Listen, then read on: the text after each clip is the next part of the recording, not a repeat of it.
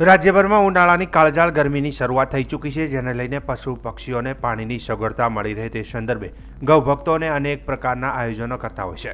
ધાનેરા શહેરમાં 2 થી 3 તળાવો હતા, પરંતુ દબાણના કારણે નષ્ટ થઈ ગયેલ છે. અત્યારે પશુ પ્રાણીઓને પીવાના પાણીની ખૂબ જ તકલીફો વધી ગઈ છે, જે સંદર્ભે ધાનેરાના ગૌભક્ત કરશનભાઈ રાવે આવનારી ગરમીને લઈ પશુ પ્રાણીઓને તરસ છીપાવવા માટે પાણીની જરૂર પડશે, તો તેમને જૂના બારડવાસ ખાતે નગરપાલિકાના પૂર્વ પ્રમુખ બળવંતભાઈ રાવને વાત કરી કે તમારા ઘર સામે એક નાનું તળાવની જગ્યા પડી હતી, જેમાં સફાઈ કરીને પાણી ટેન્કર દ્વારા નાખવામાં આવે તેવી વાત કરેલ. જે વાત કરતા જ તરત જ બળવંતભાઈએ કહ્યું કે મારા ખેતરના બોર ઉપરથી દરરોજ ખાતે પાણી મળી રહેશે અને દરરોજ તળાવ ભરાશે, તમારે કોઈ ચિંતા કરવાની નહીં. અને તાત્કાલિક ધોરણે તળાવની સફાઈ કરાવી તળાવ ભરવાનું ચાલુ કરાયું હતું. આમ ધર્મના કામમાં જરા પણ ઢીલ કર્યા વગર પશુઓ માટે આગળ આવ્યા, જેને લઈને કરશનભાઈ રાવે પૂર્વ પ્રમુખ બળવંતભાઈ રાવનો આભાર વ્યક્ત કર્યો હતો.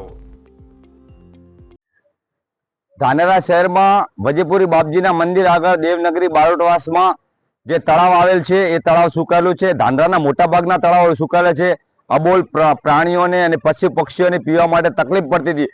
તે માટે ધાનેરાના પૂર્વ પ્રમુખ બળવંતસિંહ રાવને કાલે અમે રજૂઆત કરી અને બળવંતસિંહ રાવે તાત્કાલિક તળાવની સફાઈ કરાવી અને પોતાના બોરથી તળાવ ભરવાની શરૂઆત કરી છે. ધન્યવાદ છે એવા પૂર્વ પ્રમુખશ્રીને કે અબોલ પક્ષીઓની વહારે આવ્યા. અને આમ જો દરેક જાગૃત નાગરિકો અને રાજકારણીઓ આગળ આવીને પશુઓની સેવા કરે તો ખૂબ જ સારું બનશે.